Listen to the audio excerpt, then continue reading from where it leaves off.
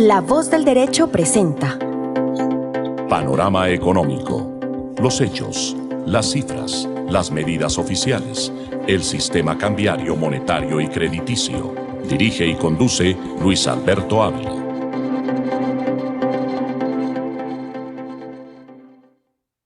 Bienvenidos a Panorama Económico con la dirección general del doctor José Gregorio Hernández Galindo. Hoy estaremos con ustedes Alejandro Velandia y Beth Silva, que nos acompaña desde Dallas, Texas, allá en Estados Unidos. También más adelante es posible que se comunique con nosotros el profesor Goncalves. Y estaremos también tratando, como siempre, los temas a nivel general, a nivel internacional, a nivel local, nacional y también a nivel territorial en el panorama económico que siempre analizamos y desde luego con esa integración en geopolítica, o sea que eh, ac- los hechos económicos es imposible explicarlos sin una dinámica política en cada uno de los estados. Entonces, los dos elementos son vitales, las decisiones, los gobiernos, las políticas, los modelos económicos, todo eso influye básicamente que haya una integración, una sinopsis, una integración muy fuerte entre política y economía. Iniciamos el análisis hoy precisamente con una decisión que tomó el presidente Trump y ya pues ha generado revuelo a nivel global, pero no puede pasar inadvertida en panorama económico. Tiene que ver con prohibir a los estudiantes extranjeros que puedan matricularse o renovar sus matrículas en la Universidad de Harvard, inclusive que las personas que estaban proyectando o tramitando sus documentos para iniciar una carrera, un doctorado, una maestría, no lo puedan hacer porque pues obviamente esta universidad tiene el 27% de sus estudiantes son extranjeros y pues es parte de sus ingresos. También paraliza todo el tema de investigación, laboratorios. Hay muchos profesores también extranjeros. Desde luego que si hay programas que se quedan sin estudiantes, son programas que tienen que cerrarse o aplazarse los semestres. En fin, eso genera una situación traumática para la universidad. ¿Cómo se ve ese panorama social y desde el punto de vista de la educación allá en los Estados Unidos? Y bienvenida a Panorama Económico en La Voz del Derecho. Buenas tardes, un placer acompañarlos, Luis Alberto, y un saludo especial para la audiencia de Panorama Económico. Bien, pues el panorama en cierto sentido es preocupante, no solo por la libertad académica, que ha sido como un principio angular y rector para la educación privada en los Estados Unidos, sobre todo, sino que comienza ya a ser como una bola de nieve que va avasallando, va avasallando. Entró y ataca un presidente, ataca una universidad privada porque se opone a la agenda conservadora, correcto, porque está diciendo Harvard no solamente está implementando una agenda progresista, todos estos programas de diversidad e inclusión social, sino que también promueve protestas, por ejemplo, para que los estudiantes den su punto de vista respecto del conflicto israelí y el ataque de Gaza. Y entonces este punto es lo que ha venido atacando Donald Trump a Harvard. Pero ¿qué hay detrás de esto? Hay grandes firmas de abogados, hay grandes académicos humanistas que han criticado mucho al presidente detrás de bambalinas, todos ellos graduados de Harvard. Detrás de toda esta política de Donald Trump hay serios conflictos y confrontaciones que él ha tenido y grandes críticas por parte de académicos en su actuar como presidente de la República. Por eso él ha puesto en sus ojos a Harvard y la directora del Departamento de Seguridad Nacional, bien, ya lo dijo hoy, comenzamos con Harvard y esto es un llamado de atención y esto es una advertencia para las otras universidades porque vamos a seguir con otras y muy posible van a atacar em, universidades de las Ivy League progresistas que han permitido pues eventos de libertad de expresión que Donald Trump ya llama terrorismo. Recordemos que él comenzó a ordenar el arresto de estudiantes internacionales que habían manifestado su posición respecto del conflicto, la guerra y el ataque terrorista a Israel. No podemos hablar de conflicto, sino del ataque terrorista que le hicieron a Israel, pero obviamente una protesta a la reacción de Israel que se ha convertido casi en un acto de genocidio, ¿correcto? Entonces, definitivamente es una situación muy vulnerable, pero no nos centremos solo en la educación de los estudiantes internacionales, porque lo que prácticamente está tratando de decir Donald Trump es que ellos llegan aquí con ideologías, participan en protestas y obviamente no tienen ningún protección jurídica migratoria para hacerlo, pero constitucionalmente este es el único país que permite las protestas ideológicas constitucionalmente hablando. No solamente hablemos de esa prohibición con la que acaba de atacar a Harvard. Recordemos que le quitó una donación de $2 billones prácticamente y le quitó las excepciones a los impuestos con las que contaba Harvard. Entonces, prácticamente quiere destruir y desmantelar esta institución y aunque en estos momentos la Corte Suprema de Justicia acaba de aceptar, la Corte, perdón, un restraining order, es como decir, o poner paro a la administración Donald Trump, la Corte dijo: "Usted no puede hacer eso". La verdad es que, el poder del presidente de Estados Unidos y de todas las agencias alrededor de toda esta política de atacar universidades de este nivel, pues, obviamente es un golpe muy fuerte para la academia americana. Un factor importante del que debemos hablar, tú que hablas, tú que haces análisis económico y muy continuamente estás hablando de los factores económicos.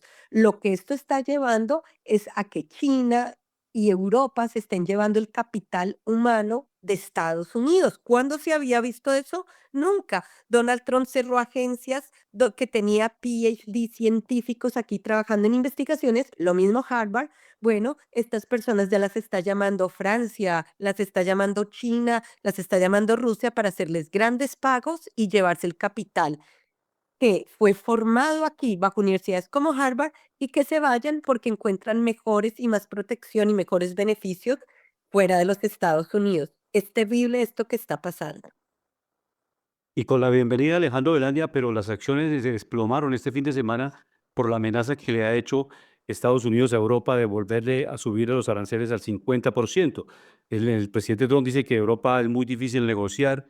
Nosotros, históricamente, en las universidades, yo hago parte de la junta directiva de la Sociedad Boyacense de Economistas y los economistas de la OPTC, y hemos hecho muchos, inclusive vamos a hacer un foro próximamente sobre la ruta de la seda en Tunja. Vamos a hacerlo con el gobernador, con las autoridades, con el Ministerio de Comercio Exterior.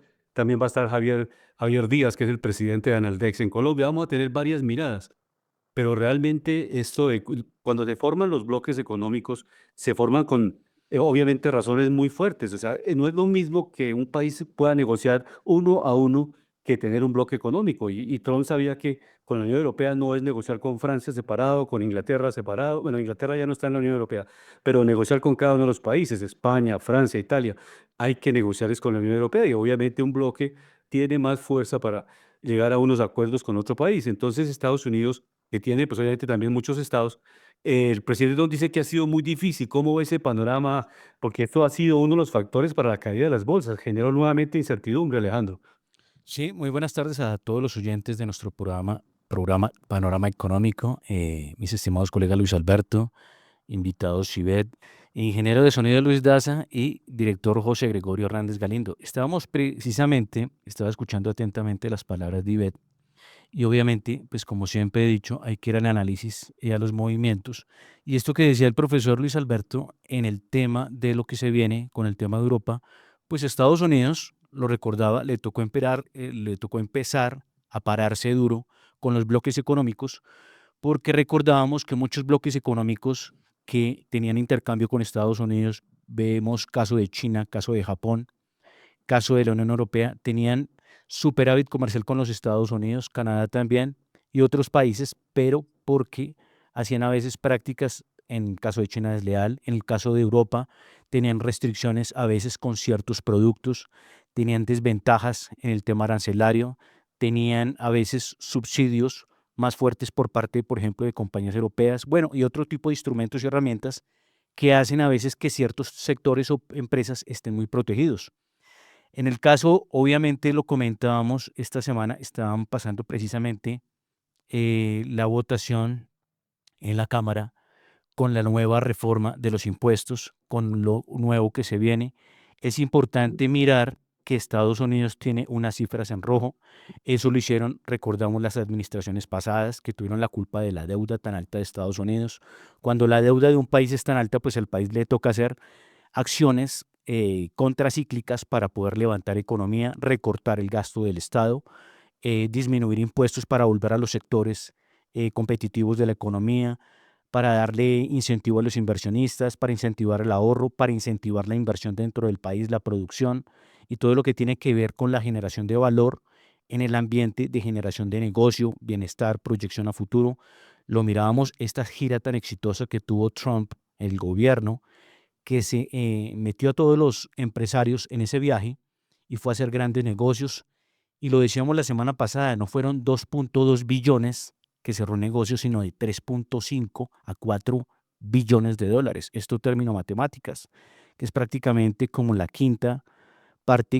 sexta parte de la economía de los Estados Unidos. Obviamente estos plazos de 1 a 5 años y también más años, pero es interesante que un presidente se haga precisamente partícipe de las políticas, arregle lo que está mal, sincronice todo lo que tiene que ir bien para que un país pueda ser viable y lo decíamos, recortar tanto gasto inoficioso del Estado, tanta agencia que es inoperante, que es paquidérmica, que a veces, muchas veces, muchas agencias replican las acciones de otras, no son efectivas.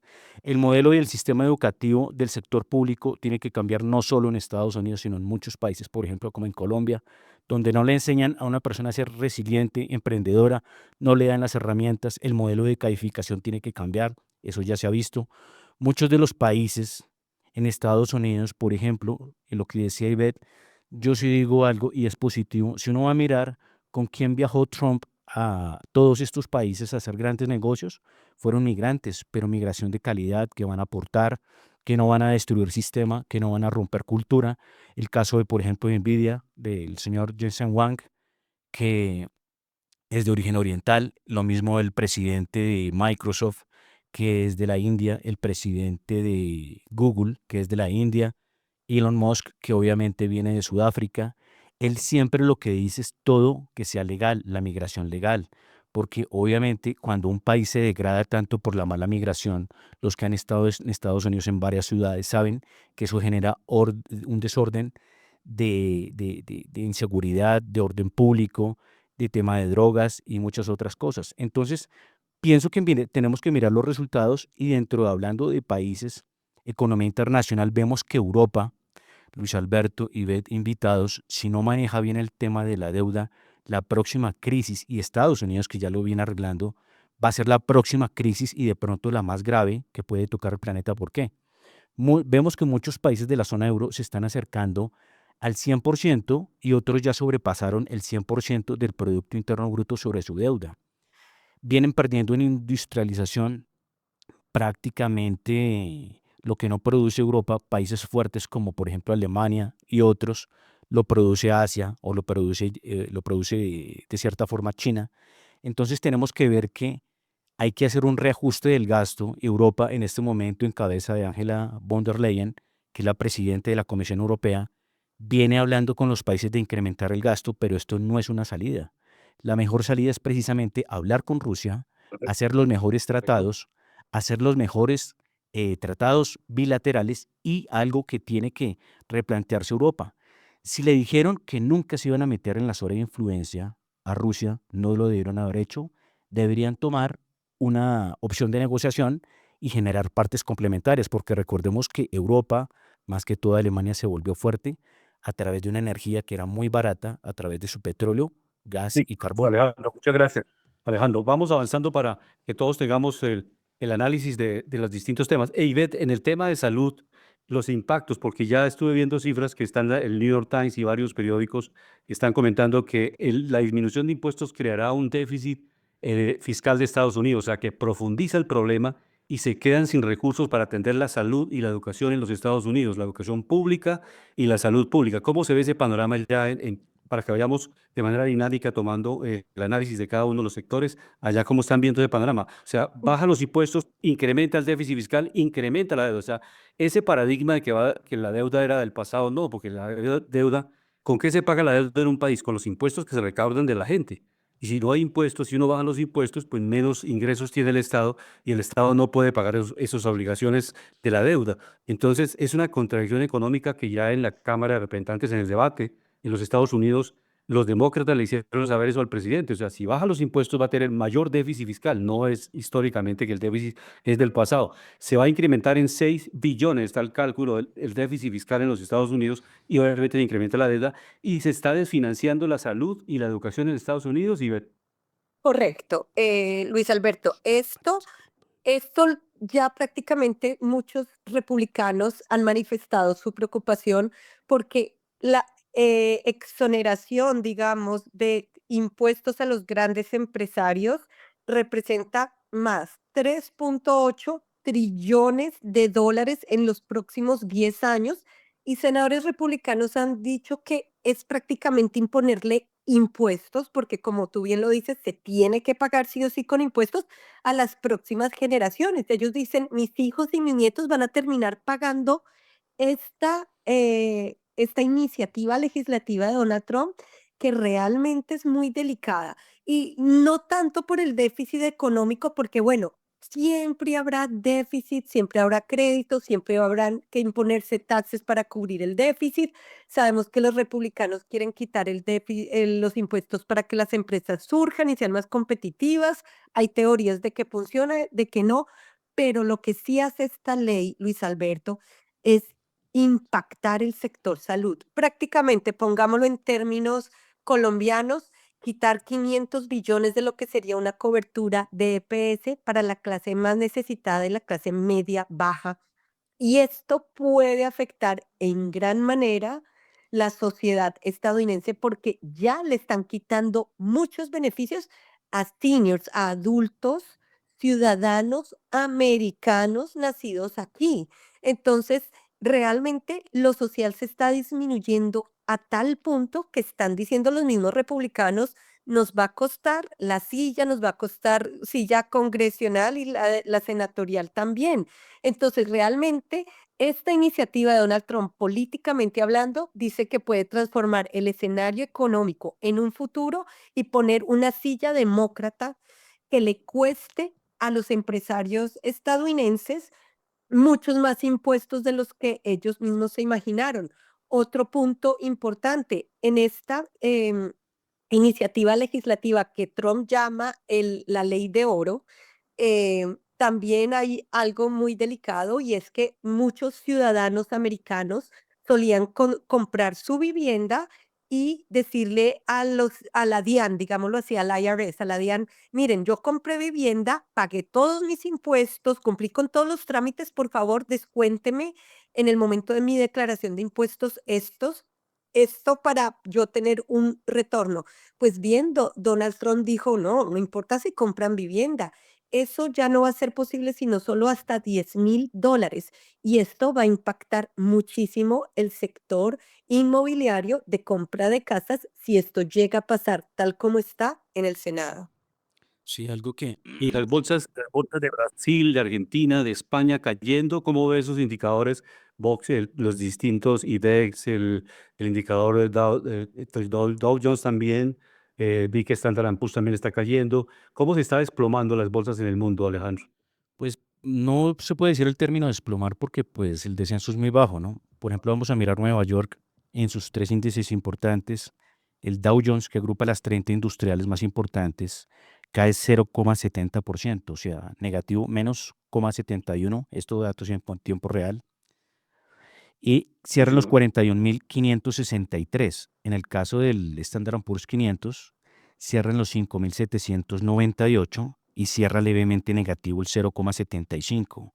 En el caso del Nasdaq 100, sí cierra con más fuerza a la baja, pero pues tampoco es tanto, es menos el 1,07, cierra en los 20.886 puntos.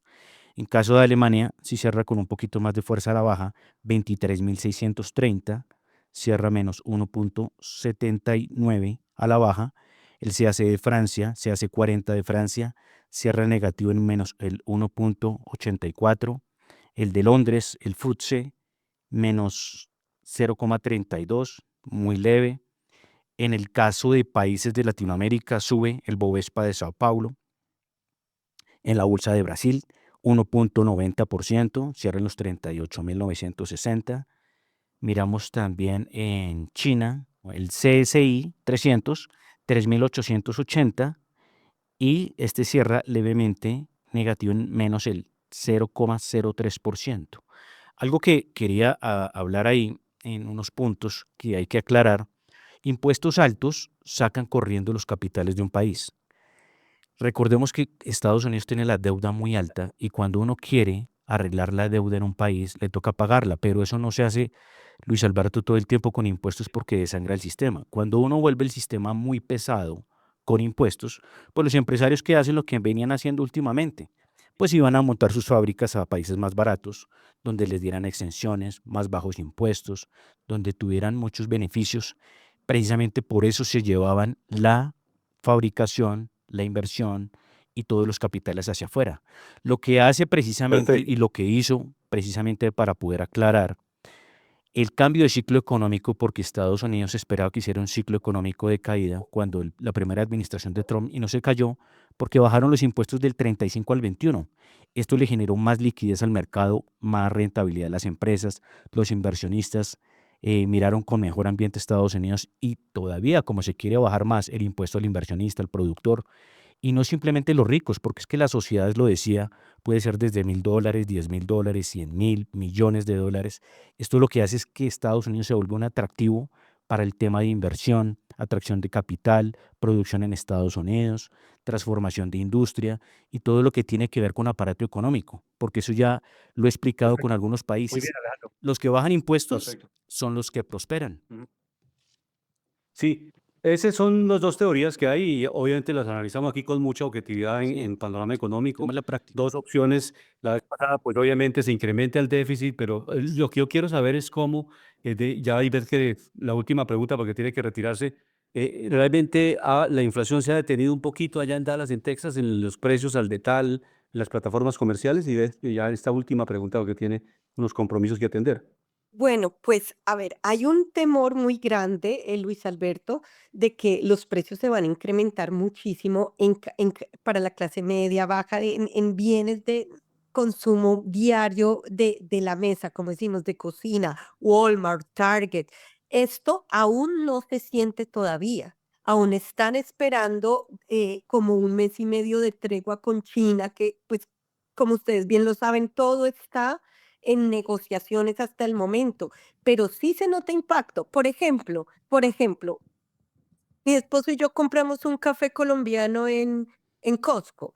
Hace un mes costaba $13 colombiano. Esto quiere decir que el mercado colombiano está afectado. Hoy día 20, ya la gente no lo compra. Pues nosotros pues amamos el café colombiano, lo compraremos porque aquí tiene que haber café colombiano, ¿correcto? Pero ya mucha gente deja de comprar ciertos bienes de ciertos países por el incremento de los impuestos tan altos. Sí, Y eso es Perfecto. inflación, ¿correcto? Se han Sí. inflado los precios en el mercado. sí. Hay que mirar de pronto un Ivette, muchas componente ahí. gracias y le deseamos un excelente fin de semana en sus actividades familiares, personales. Muchas gracias por haber estado en Panorama Económico. Un Adelante, Alejandro. placer, un honor acompañarlos, excúsenme, pero les deseo un feliz fin de semana. Bye bye. Gracias, muy amable. Feliz Alejandro, día. adelante. Sí, hay algo que, pues para puntualizar acá el tema de inflación, lo recordábamos y lo recordamos en los programas para hacerle seguimiento. Recordábamos que los últimos datos de inflación en Estados Unidos pasaban del 2.8, 2.4 y pasaban también al 2.3. Entonces vemos un descenso, y también en el tema estructural de materia prima que ayuda mucho el tema de inflación o lo empeora es el costo de la energía, esto que tiene que ver con petróleo. Y vemos que el petróleo, pues las últimas semanas ha venido bajando, está tocando niveles alrededor de los $60. Recordemos que el dólar, el petróleo, el crudo, WTI venía de los 70 y por encima de los $70 entre lo que era el cierre del año y el comienzo de este. Entonces, estas políticas también de Trump con el tema de la energía, ha ayudado a que el mercado tenga más recurso energético y al tener sobreabundancia de recurso energético en el mercado, pues esto ayuda al componente de la inflación. Más sin embargo, lo que toca Correcto. mirar acá es un balance entre los dos, porque recordemos que como Estados Unidos es el mayor productor mundial de petróleo, pues también tiene que cuidar que el precio tampoco se le caiga mucho. Es un valor equilibrado que tiene que buscar porque recordemos que gran parte del petróleo que produce los Estados Unidos es a través del fracking y esta tecnología pues genera un poco más de costo en el tema de extracción. Sí, si baja de $60 el barril, realmente muchas empresas empiezan a desistir de proyectos, entonces es un gran riesgo. No, En maneje eso ese estamos punto, es como completamente de acuerdo. 50, 40, entre 30 y 40, más o menos. El costo para cubrir los costos de producción por barril. Sí, de 30 a Pero la 40, gente pero lo trata. que es con fracking, ¿no? Sí, correcto, entonces más costoso. Pero no, lo que estamos de acuerdo es eso. Sí puede bajar el precio del petróleo, que es producto de la OPEP, no solamente decisión unilateral de un solo país. Es la OPEP la que se pone de acuerdo en bajar la producción, o ofrecer más petróleo, y son decisiones de estos países que están allá, Arabia Saudita y los demás países. Pero Pero obviamente hay lo que práctico, explicar, Luis el Alberto, práctico pues es que lo que estos la gente. países lo hicieron fue porque hicieron reunión con Trump. Esto tiene que quedar claro, ¿no? Sí, por eso. No, pues digo que no es unilateral, no es solamente Trump que él mismo se Se hace hicieron de los acuerdo. precios. Tiene que reunirse con los países petroleros y todos conjuntamente tomar la Eso, decisión. así Entonces, fue. eso no depende de una persona, sino de un grupo que se llama la OPEP. Y lo otro básicamente tiene que ver con los otros precios, que es que si sube el café colombiano y tiene mayor arancel, pues lo que está comentando Ivette, sube la tasa de café, o sea, sube, si está pagando $20 con la compra de café colombiano y antes pagaba $13, subió $7, o sea, 100.000 pesos por el paquete de café, lo que se está consumiendo. Y así los otros productos que tengan aranceles. Esa es la otra De acuerdo. canasta de precios de otros productos que no dependen directamente del petróleo, sino que tienen que ver con los aranceles que se va a cobrar el producto y con la incertidumbre. ¿Sabe qué, Luis Otro Alberto? elemento Un importante. detalle. Sí, señor. Claro que un detalle ahí muy importante y es bonito hacer esa interacción porque sí influye si el petróleo baja, le pega casi a toda la economía a la baja también. Porque recordemos que lo que es el transporte, parte de la producción, transporte multimodal, eso genera costos asociados porque es transporte. Si baja, en Estados Unidos sí pasa que inmediatamente eso se traduce en esa canasta de productos, bienes y servicios. De acuerdo. Sí, lo que tiene que verse es el tema de aranceles, que es el otro factor que está generando esa incertidumbre en los precios. A mayor arancel, si tiene 45, 50% de arancel de Europa, los productos europeos que importe Estados Unidos van a subir el 50%, independientemente por la otra línea que esté bajando el petróleo, con el arancel a los productos europeos, esos productos van a subir en el 50%. Sí, E igualmente con materias primas de otros países donde tengan que pagar un arancel, sube el 15, el 20 proporcional al arancel, porque como hemos analizado muchas veces acá en el programa, ese arancel no se queda con el empresario no lo paga de su bolsillo, se lo traslada al consumidor. Entonces, por eso es que, pero vamos entrando al panorama económico nacional para escuchar las declaraciones del presidente de Ecopetrol anunciando esta semana un proyecto muy interesante que tiene que ver con la compra de empresas que están en el sector 6, en el sector eólico, 3 en energía solar, un total de 9 empresas, que es muy importante el anuncio y como lo hemos hablado con Alejandro, pues estos proyectos se dan gracias, estas inversiones nuevas que está haciendo Ecopetrol, se dan gracias precisamente a los ingresos que se han obtenido del petróleo. Con esos ingresos es que se tiene que hacer la transición energética y los distintos programas de diversificación del portafolio de Ecopetrol. Escuchemos al presidente de Ecopetrol, Ricardo Roa. Este es una adquisición muy importante. Son prácticamente 9 proyectos, 3 de los cuales están listos para iniciar construcción, uno ya en estado operativo, el Portón del Sol en La Dorada Caldas, 128 megavatios pico de capacidad de energía solar. Y tenemos 6 proyectos más, 5 proyectos más exactamente en las regiones de Córdoba, Sucre y La Guajira. En total suman 1.360 megavatios, 750 son eólicos en La Guajira y 614 distribuidos, 3 en el departamento de Córdoba, 1 en Sucre, 1 en Magdalena y el Portón del Sol en La Dorada Caldas. Con este cierre de esta transacción, a la espera, como en las demás transacciones, que se cumplan las condiciones precedentes, la validación ante la SIC y demás para poder hacer el cierre definitivo de esta transacción. 1.364 megavatios, energía solar, eólica, para hacer el paso que hemos anunciado de la transición energética del Grupo Ecopetrol en el marco de esa expectativa que tenemos de convertir a la región Caribe en el mayor polo de generación de energía limpia en el país. Sí, Adelante, Alejandro. ¿Cómo le parece esta noticia para Colombia? pues la noticia es positiva, pero sería mejor si Ecopetrol no se autocastigara en lo que tiene que ver con lo que ha sido fuerte, que es petróleo y gas, ¿no? Recordemos que Colombia ya está importando gas a través de Ecopetrol, cosa que no es muy positiva, pero sí es positivo ampliar la canasta de generación de valor a través de muchas formas de recurso energético, no solo el eólico, no solo el solar, no solo la biomasa, no solo el gas, el petróleo, el carbón. Entre más ampliemos ese margen, y recordemos que Colombia, Luis Alberto y queridos oyentes, es muy rico en un carbón que es térmico. Estados Unidos, que tiene carbón, que tiene buenas reservas, a veces importa carbón de Colombia para usarlo para energía. Entonces lo he dicho muchas veces, si Ecopetrol, por ejemplo, montara unas termoeléctricas a través de ISA y generara electricidad a través de ese carbón con ese potencial que tenemos, imaginémonos que Ecopetrol se pudiera multiplicar por 3 y por 4, añadiendo a que Ecopetrol no le debería decir que no a las oportunidades que se le presentan para ampliar su cartera de hidrocarburos. Y eso lo hablábamos por el campo que renunció, que no quiso entrar en el negocio en Texas, un negocio que se le había dado la oportunidad, donde entraba con reservas, donde entraba con producción casi que inmediata, utilidades, generación de valor e ingresos para la compañía. Porque recordemos que Ecopetrol es primero la joya en Colombia de las empresas, no solo público y privadas, ya que es una empresa mixta que tiene parte de recurso del Estado, parte de recurso privado.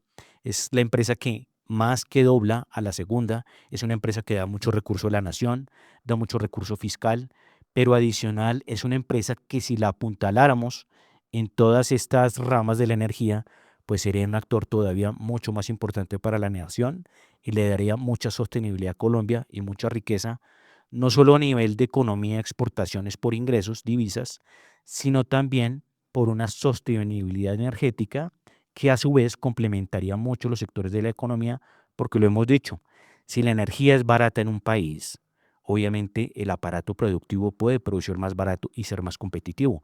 Esto, sumado con el tema tributario que yo siempre voy, a los recortes de impuestos, a hacer un Estado eficiente, son los que vuelven un país competitivo. Lo recordábamos, países como Irlanda, Singapur y otros del Medio Oriente son ejemplo a nivel global de cómo manejar una economía del siglo XXI. Sí, la producción nacional de gas en el primer trimestre fue pues una de las más bajas y uno habla con los expertos en esta materia y comentan que Colombia independiente, o sea, el próximo gobierno, eso no depende de un solo gobierno, porque estos planes son quinquenales, decenales y la proyección, si no hacemos nada hoy, pues dentro de 10 años no vamos a tener recursos si no hacemos exploración, explotación. Entonces, por eso esto va más allá de un gobierno. A veces las personas se quedan solamente estáticos en un gobierno. Claro, un gobierno puede paralizar, acelerar, dinamizar un sector. Y en el caso, los expertos en la explotación de gas han planteado que hasta el año 2030 volveremos a tener un equilibrio en nuestra producción de gas. Seguimos importando, ya el gobierno pasado también veníamos importando gas, o sea, no es un secreto que sea en este gobierno únicamente. Ya hemos tenido déficit, sobre todo en el manejo para las térmicas se ha venido importando. Y ya lo más complejo es que nos toca importar para el servicio de gas domiciliario, que ahí es donde está el cuello de botella, porque si se incrementa el precio del gas con la importación, que es más costosa, pues obviamente es un impacto directo, en aproximadamente el 36% subirá o ya se ha incrementado el precio del gas a los servicios domiciliarios, o sea, a las casas, a los apartamentos, a la gente que ha venido usando esto, y eso naturalmente impacta en los precios, el índice de precios al consumidor. Entonces, esa es la preocupación, pero realmente viene represado porque hemos tenido problemas también, no de este gobierno, sino de gobiernos anteriores, también por los problemas de todo lo que son las consultas. En eso hay una discusión jurídica muy grande. Si las consultas que tienen que hacerse a la ciudadanía realmente a veces no están, dijéramos, en alguna medida bloqueadas por intereses de algunos grupos territoriales o si realmente obedecen a un proyecto nacional de cómo hacemos más rápido estas licencias ambientales para que estos proyectos avancen más rápido la exploración, la explotación como tal de esos recursos que tenemos especialmente en La Guajira y en la costa atlántica, que son los pozos más grandes de reserva de gas que tenemos, pero hace recientemente por la ANLA, precisamente por la Agencia Nacional de Licencias Ambientales, un barco que es barco exclusivo en el mundo. De esto no hay sino 3 barcos en el mundo que hacen todo el tema de exploración, identificación y que hacen toda la medición de las reservas que puede tener un pozo de gas. No pudo trabajar en Colombia y eso, si no son muchos barcos que hay en el mundo, pues realmente este barco puede venir hasta dentro de 2 años a Colombia nuevamente y eso esto hay que revisarlos para evaluar precisamente reservas y todo el potencial de estos pozos. Entonces hemos tenido problemas de logística muy fuertes y repito, Alejandro, esto va más allá del próximo, de este gobierno. O sea, los gobiernos que lleguen y lo que uno ve en el panorama económico es que no hay propuestas serias. O sea, todo el mundo se ha quedado a veces presentando oposición. Eso es muy fácil uno oponerse a lo que diga otra persona, pero no presentar unas propuestas alternativas, Sí. unos proyectos de país que le digan al país, mire, nosotros, el nuevo gobierno, vamos a mejorar la salud con estos proyectos específicos. Hay que hacer unas reformas progresivas para la salud, para la educación, para el tema laboral, pero a veces la oposición se ha quedado estática, solamente diciendo que se oponen a todo y uno les pregunta a veces a los candidatos de que están ya se están presentando en el escenario, ¿qué propuesta tienen? ¿Qué hay que hacer con la salud? No, pero realmente no sé todavía, estoy estudiando el tema. Entonces uno dice muy grave que Colombia tenga 50 candidatos y no tengamos una sola propuesta que diga que es mejor que los que están presentando en este momento. Entonces ahí queda el país como, dice, de pronto puede llegar a la presidencia un outsider, o sea, una persona que no es conocida, que no hace parte del establecimiento, sino sencillamente que la población está tan cansada de los partidos políticos, de todos esos apellidos que ya son tradicionales, los Uribe, los Turbay, y que siempre han estado hace 50, 60 años en el escenario político, y la gente dice ya no más de ellos. ¿Por qué no pasa un Velandia, por ejemplo? Otro apellido que sea diferente y que tenga una posibilidad que un outsider llegue a la presidencia de la República. ¿Cómo le parece? ¿Cómo están nuestros indicadores nacionales? El petróleo, ¿cómo estamos cerrando? El dólar Así es, cerró al alza. pues muy bien dicho la parte final y lo felicito, Luis Alberto, porque es que el país y los países necesitan es personas técnicas que miren las cifras y que miren las cosas.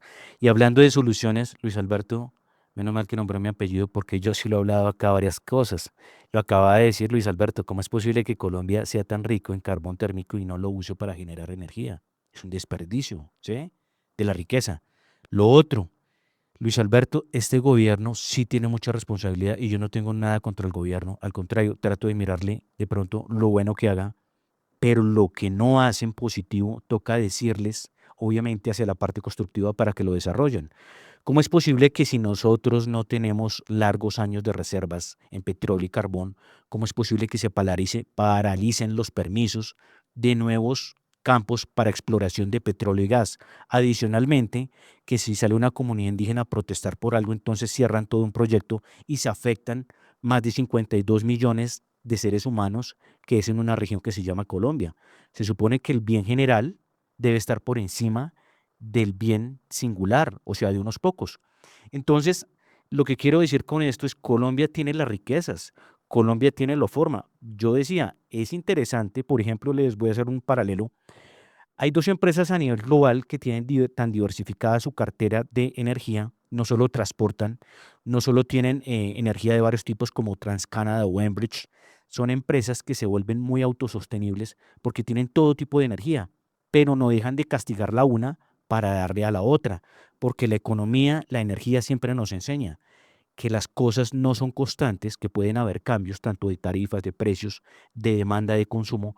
Y si Colombia, que tiene tantas bendiciones en tema de cartera energética que puede desarrollar mucho, porque un gobierno le va a decir ya vamos a cumplir 3 años de este gobierno, en donde apenas ingresó, debimos haber hecho lo que hace Lula en Brasil, que es inteligente, lo que hace AMLO o lo que hace la nueva presidente de Sheinbaum, es no cerrarle el grifo a la canasta energética, sino mirar cómo se incrementa, porque eso es seguridad nacional, eso es seguridad de un país y sobre todo seguridad en finanzas públicas, porque es que la responsabilidad es y parte de este gobierno.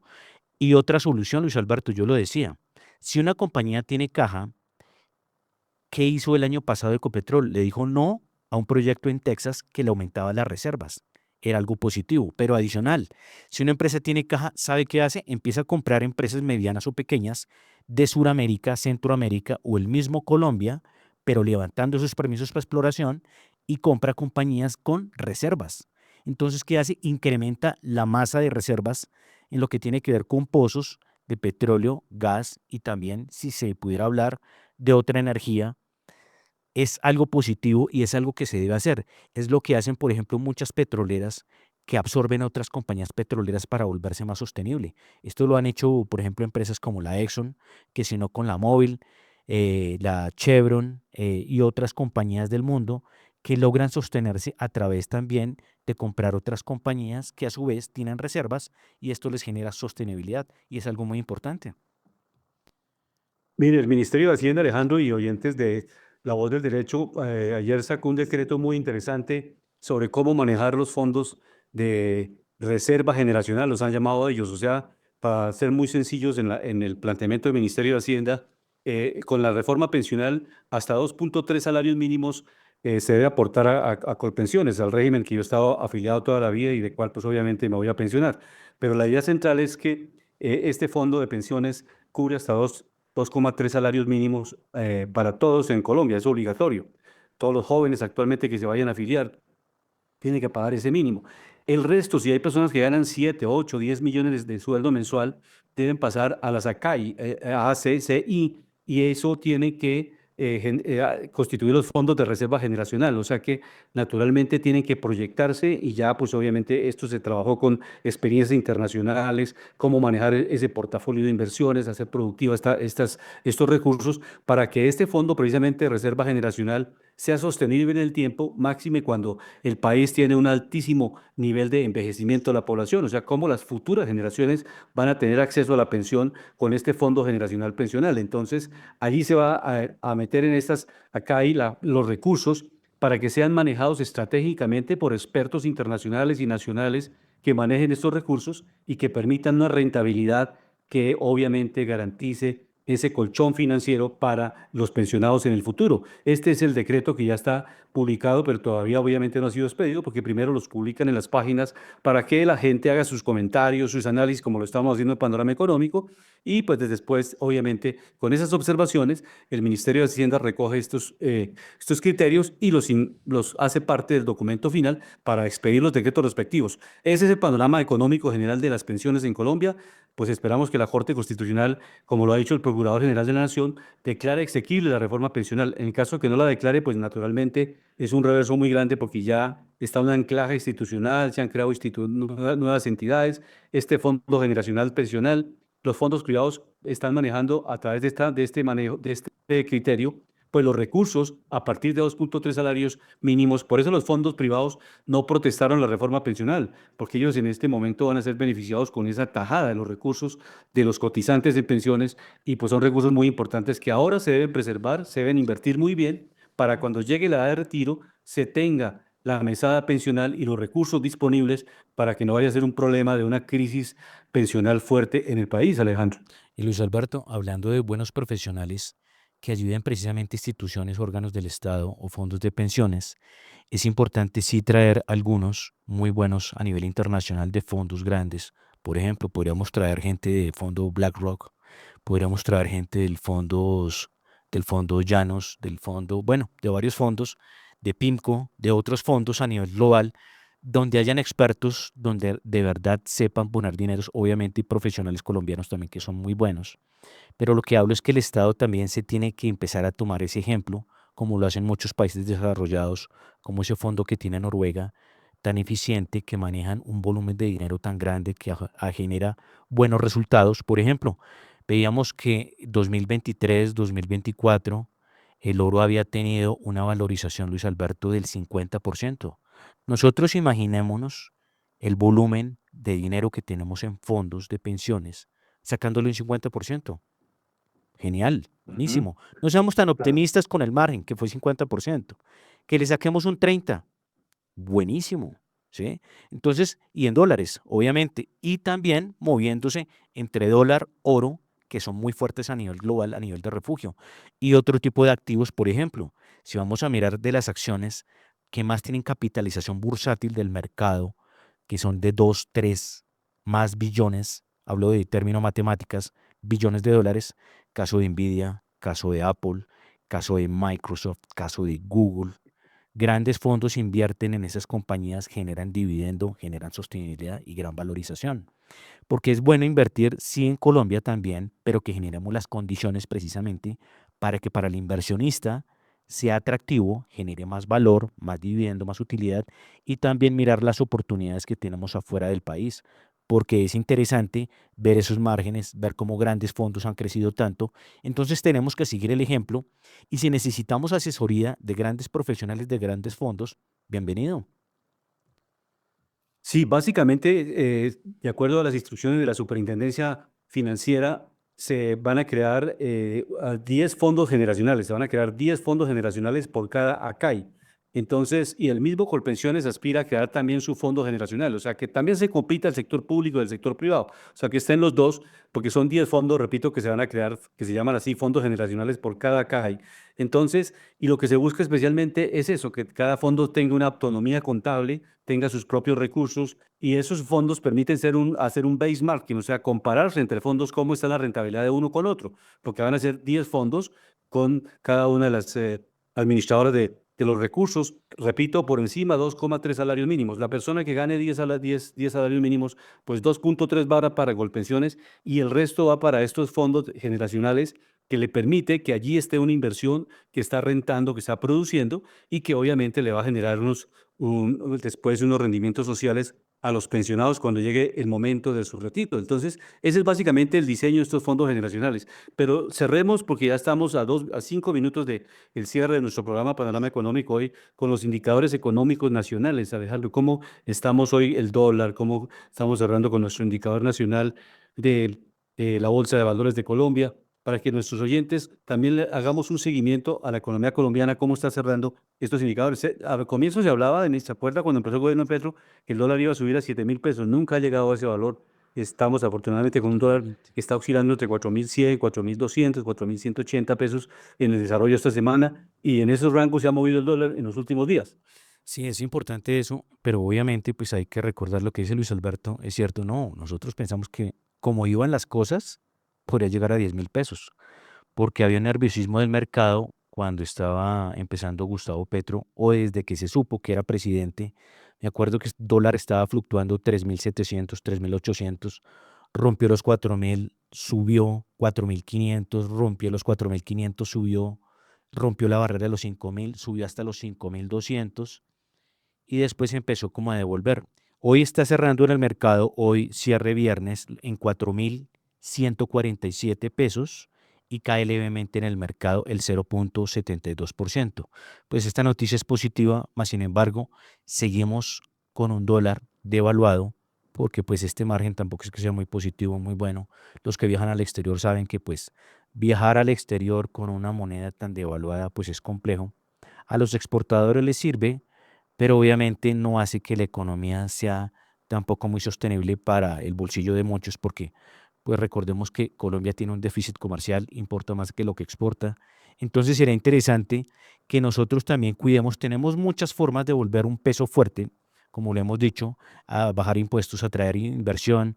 Nosotros tenemos una posición geoestratégica favorable, estamos al lado de un puente comercial que se llama Panamá. Estamos prácticamente en toda la mitad de América, tenemos 2 océanos, todos los climas y tenemos muchas bondades y muchas bendiciones y factores que si los desarrollamos nos pueden volver una nación competitiva, como lo recordaba. Ecopetrol, como tiene una transportadora eléctrica, si nosotros generamos más energía, podemos volvernos sostenibles a nivel energético, América, generar más ingresos, más divisas, y eso es muy interesante. Mirando precisamente todo el tema de materias primas. Miramos hoy el crudo WTI en la referencia que es Texas. Vemos hoy que cierra en los $61.74 y cierra en menos el 0,88%. Recordamos que esta es la materia prima, pues vital para Colombia por encima del café, porque recordemos que entra más dinero por petróleo que por café. Y hay otro tema que no sé si lo vio Luis Alberto, que también se le está poniendo impuesto en Estados Unidos a los dineros que salen, Remesas. los dineros que salen del país para remesas. Se les está poniendo impuesto porque obviamente pues Estados Unidos creo que es el país del mundo, Luis Alberto, que más remesas genera a nivel global, ¿no? De los países que más generaban remesas de dinero que sacan de Estados Unidos, creo que está México, y ahí vienen otros latinos, también algunos de Asia, pero por ejemplo Colombia, creo que el dato está alrededor de los 10.000 millones de dólares más o menos. Entonces eso hace que ese sea uno de los indicadores más importantes de ingreso de divisas a nivel nacional, ¿no? Por eso es que nosotros tenemos que también ser buenos socios de Estados Unidos porque también recibimos muchas bendiciones y obviamente la idea es que Colombia no dependa de esto, sino que desarrolle industria, desarrolle competitividad y desarrolle cosas muy buenas en lo que tiene que ver para economía nacional, o sea, que la gente no vea como una necesidad que para forjarse una vida económica tiene que estar saliendo del país, sino generar las condiciones dentro de la nación. Miramos otro activo importante en Colombia. Vemos, por ejemplo, a la acción de Ecopetrol, que hoy cierra su precio en la Bolsa de Valores de Colombia en los 1.775 pesos. Recordemos que esto es un precio bajo, pues está castigado en el mercado. Recordemos que los precios más altos que ha tenido Ecopetrol son 5.800. Recordábamos también que al cierre de la administración de Felipe Bayón llegó a mostrar los mejores resultados, han bajado un poco, han descendido. Entonces el llamado al presidente, a la nación, a todos los del gobierno y a la mesa junta directiva de Ecopetrol es cuiden este activo, que Colombia depende mucho de él. Y sí, en esto de los análisis y los indicadores, hay un indicador social muy interesante, porque desde luego que los indicadores económicos son importantes, pero los sociales también lo son. 18,3 millones de hogares, según el Departamento Nacional de Estadística, están en riesgo de seguridad alimentaria en el 2024. 18 millones de personas es altísimo, o sea que no pueden, no tienen las 3 comidas diarias. En Bogotá solamente hay 800.000 personas que tienen en riesgo una tercera, pues no tienen sino la posibilidad de comer 2 veces al día y en algunos casos pues una sola vez. Entonces, estos requieren programas de urgencia social. Ya repito, el próximo gobierno, las siguientes administraciones, o sea, tenemos que pensar como país al 2030, al 2050, hacia dónde queremos llevar a Colombia y no quedarnos en la estática del debate, que es interesante, desde luego no es excluyente tampoco que se hagan las evaluaciones de cada gobierno, que se conozcan las partes positivas, lo negativo de cada gobierno, los aciertos, los desaciertos. Esos son balances que se deben entregar cuando termina cada administración. Pero las próximas administraciones deben tener en cuenta muy estos datos del DANE, no son datos nuestros de panorama económico, son datos que entrega el DANE hoy y está hablando de eso. 18,3 millones de hogares están en riesgo de seguridad alimentaria en el año 2024, el año inmediatamente anterior. Y desde luego también es un dato que viene incrementándose, porque en años anteriores, en el año 2023, estaba 17,7 millones de personas en riesgo de seguridad alimentaria.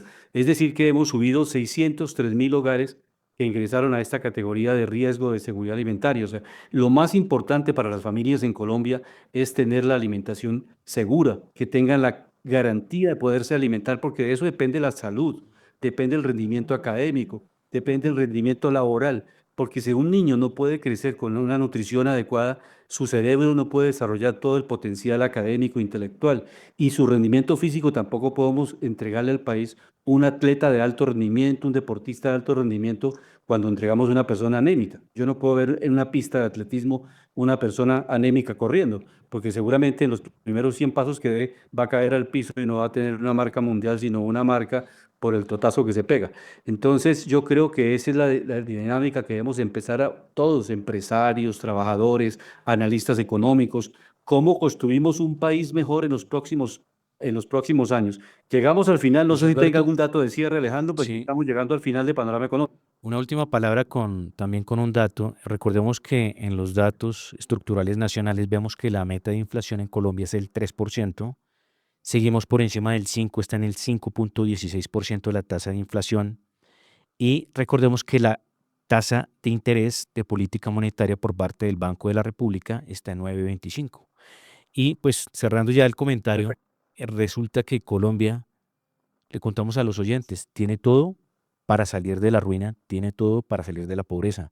Falta contratar técnicos precisamente que ayuden a través de los márgenes a cuidar los dineros, a cuidar los sectores de la producción, a cuidar el sector de la energía, a que seamos un país desarrollado porque lo tenemos todo y hacer grandes acuerdos, tratados y alianzas Pero si tenemos un gran déficit con China, que es de 7-1, la diferencia en ventaja para ellos, pues tenemos que sentarnos también a replantear el comercio con ellos y con los que tenemos déficit.